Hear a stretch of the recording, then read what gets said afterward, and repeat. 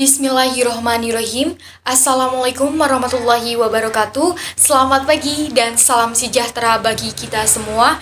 Yang terhormat Ibu Nur Hayati selaku pembimbing mata pelajaran PPKN. Pertama-tama dan yang paling utama, marilah kita panjatkan puji dan syukur kehadirat Allah Subhanahu wa Ta'ala yang telah memberikan rahmat kesehatan dan keselamatan sehingga kita dapat membuat video di pagi hari ini dengan tema kegiatan presentasi bab 4 mengenai dinamika persatuan dan kesatuan dalam konteks NKRI.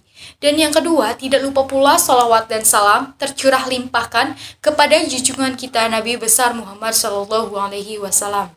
Sesi yang pertama yaitu sesi pembukaan. Perkenalkan, saya Sarli Fitriani selaku moderator kelompok 1 yang akan membimbing jalannya diskusi ini dengan teman-teman saya, yaitu ada Meta Caroline, Nani Kusfaini, Rahmat Hidayat, Regina Anggraini, Rindi Widiasi, Wildan Fadlur, dan yang terakhir ada Zahro. Adapun rangkaian kegiatan yang akan kita lakukan pada hari ini adalah yang pertama ada pembukaan, yang kedua perkenalan, yang ketiga penyajian atau pemaparan materi, yang keempat pembacaan kesimpulan, dan yang terakhir ada penutup. Sesi selanjutnya adalah pemaparan materi. Bagi pemateri 1, tempat dan waktunya saya persilahkan. A. Hakikat Negara Kesatuan Republik Indonesia. 1. Konsep negara kesatuan atau unitarisme. Menurut C. Armstrong dalam bukunya A History of Modern Political Constitution, negara kesatuan adalah bentuk negara di mana wewenang legislatif tertinggi dipusatkan dalam suatu badan legislatif nasional. Negara kesatuan sering juga disebut sebagai negara unitaris, unity, yaitu negara tunggal, satu negara yang monosentris berpusat satu, terdiri hanya satu negara, satu pemerintahan, satu kepala negara, satu badan legislatif yang berlaku bagi seluruh wilayah negara.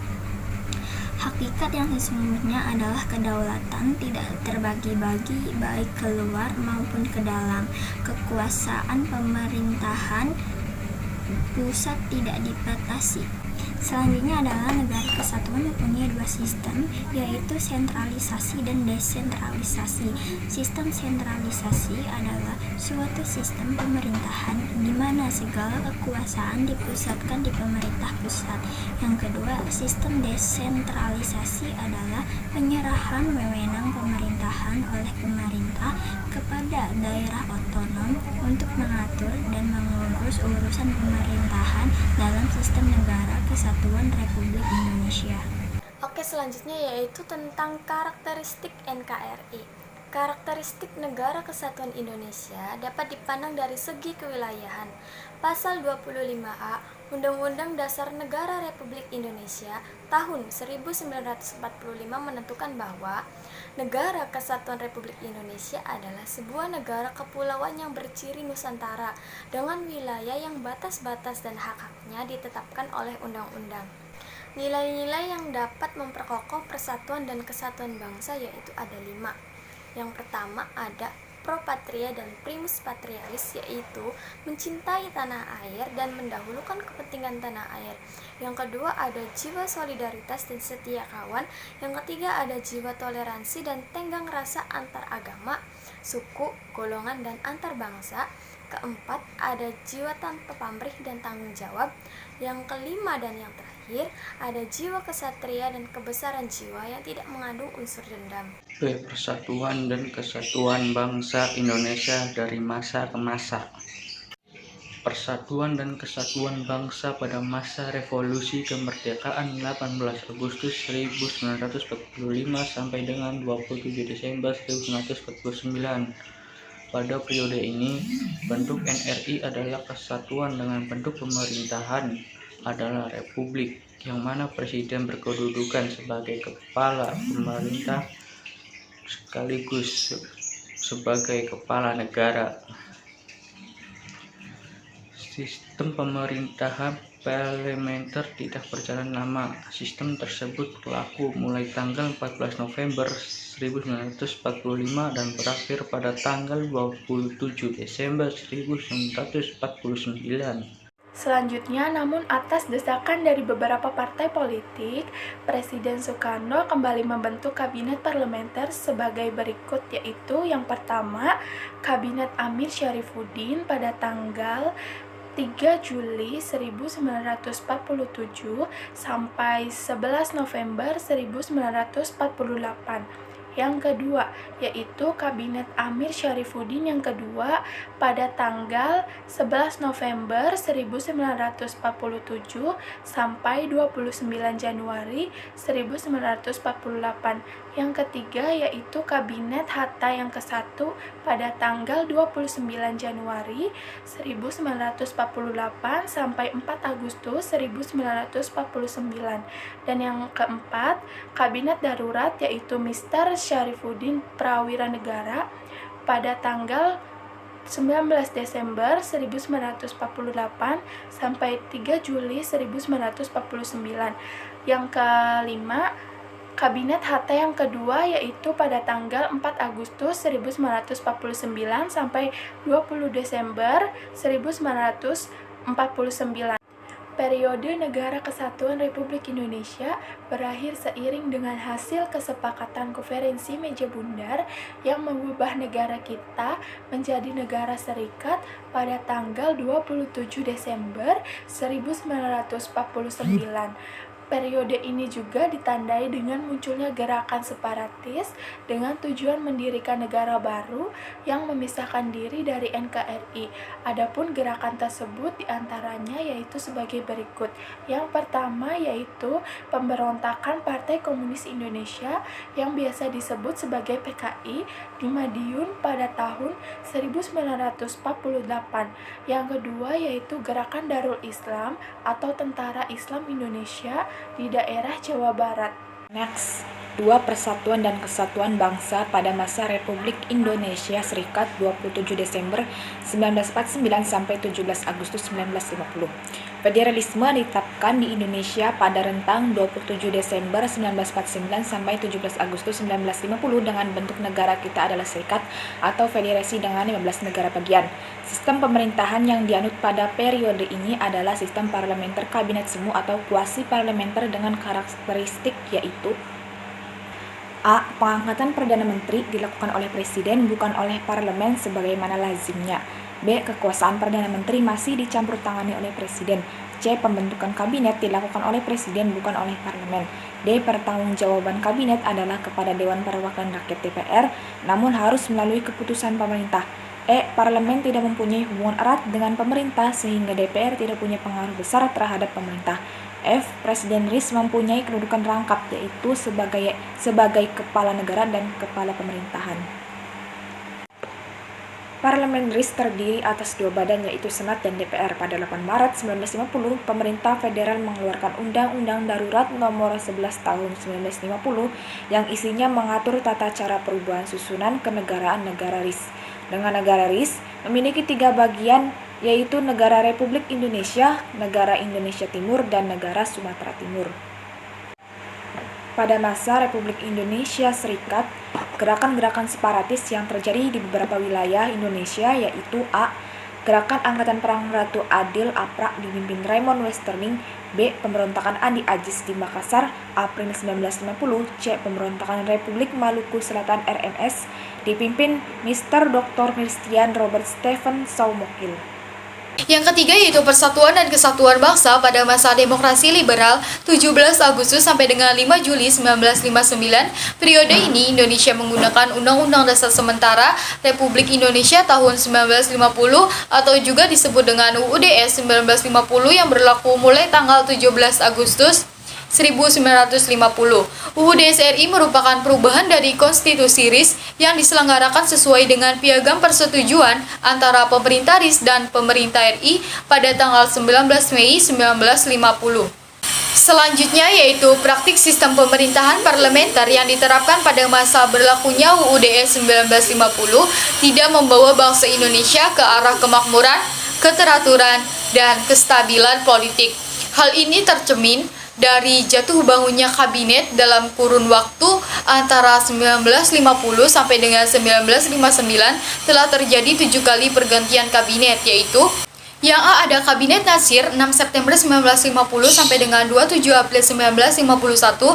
Yang B Kabinet Sukirman 27 April 1951 sampai dengan 3 April 1952. Yang C Kabinet Wilopo 3 April 1952 sampai dengan 30 Juli 1953. Yang D Kabinet Alisa Sromi Jojo 1 30 Juli 1953 sampai dengan 12 Agustus 1955. Yang E ada Kabinet Burhanuddin Harahap 12 Agustus 1955 sampai dengan 25 Maret 1956. Yang F ada Kabinet Alisa Sromi Jojo 2 24 Maret 1956 sampai dengan 9 April 1957.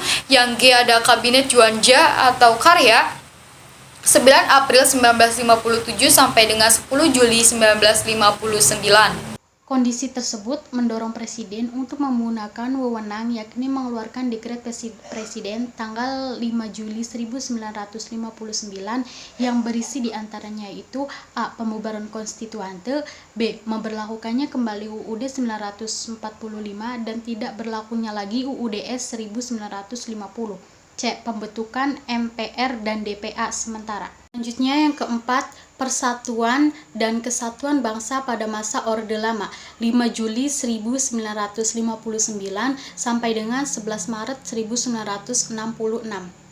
Dekret Presiden 5 Juli 1959 awal berlakunya kembali UUD 1945 dan berlakunya sistem demokrasi terpimpin. Kabinet yang dibentuk pada tanggal 9 Juli 1959 dinamakan Kabinet Kerja yang terdiri atas A. Kabinet Inti yang terdiri atas seorang Perdana Menteri yang dijabat oleh Presiden dan 10 orang menteri. B. Kabinet ex officio yaitu pejabat-pejabat negara yang karena jabatannya diangkat menjadi menteri. Pejabat tersebut adalah Kepala Staf Angkatan Darat, Laut, Udara, Kepolisian Negara, Jaksa Agung, Ketua Dewan Perancang Nasional, dan Wakil Ketua Dewan Pertimbangan Agung. C. Menteri-menteri muda sebanyak 60 orang. Berikut ini adalah beberapa penyimpanan selama pelaksanaan demokrasi terpimpin. Di antaranya A. Membubarkan DPR hasil pemilu dan menggantikannya dengan membentuk DPR gotong royong atau DPR-GR yang anggotanya diangkat dan diberhentikan oleh Presiden. B. Membentuk MPR sementara yang anggotanya diangkat dan diberhentikan oleh Presiden. C. Penetapan Insinyur Soekarno sebagai Presiden seumur hidup oleh MPRS. D. Membentuk Front Nasional melalui penetapan Presiden nomor 13 tahun 1959 yang anggotanya berasal dari berbagai organisasi kemasyarakatan dan organisasi sosial politik yang ada di Indonesia. E. Terjadinya pemerasan dalam penghayatan Pancasila. Pancasila yang berkedudukan sebagai dasar negara dan pandangan hidup bangsa diperas menjadi 3 unsur yang disebut Trisila. Kemudian Trisila ini diperas lagi menjadi 1 unsur yang disebut Ekasila. Ekasila inilah yang dimaksud dengan Nasakom, nasionalis, agama, dan komunisme. Dan Kesatuan pada masa Orde Baru 11 Maret 1966 sampai dengan 21 Mei 1958, kepemimpinan Presiden Soekarno dengan demokrasi terpimpinnya akhirnya jatuh pada tahun 1966. Jatuhnya Soekarno menandai berakhirnya masa Orde Lama dan digantikan oleh kekuatan baru yang dikenal dengan sebutan Orde Baru yang dipimpin Soeharto. Selama memegang kekuasaan negara, pemerintahan Orde Baru tetap menerapkan sistem pemerintahan presidensial. Adapun kelebihan dari sistem pemerintahan Orde Baru: A. Perkembangan pendapatan per kapita masyarakat Indonesia yang pada tahun 1968 hanya $70 Amerika Serikat dan pada tahun 1956 telah mencapai lebih dari $1.000 Amerika Serikat. B. Suksesnya program transmigrasi. C. Suksesnya program keluarga berencana. D. Suksesnya memerangi buta huruf. Sistem pemerintahan Orde Baru adalah sebagai berikut. A. Bidang ekonomi. Penggelaran ekonomi tidak didasarkan pada pasal 33 Undang-Undang Dasar 1945. Terjadinya praktik monopoli ekonomi. B. Bidang politik. Kekuasaan berada di tangan lembaga eksekutif Presiden sebagai pelaksana undang-undang, kedudukannya lebih dominan dibandingkan dengan lembaga legislatif. C. Bidang hukum. Perundang-undangan yang mempunyai fungsi untuk membatasi kekuasaan presiden kurang memadai, sehingga kesempatan ini memberi peluang terjadinya praktik KKN dalam pemerintahan. Persatuan dan Kesatuan pada masa reformasi, periode 21 Mei 1998 sampai dengan sekarang. Memasuki masa reformasi, bangsa Indonesia bertekad untuk menciptakan sistem pemerintahan yang demokratis.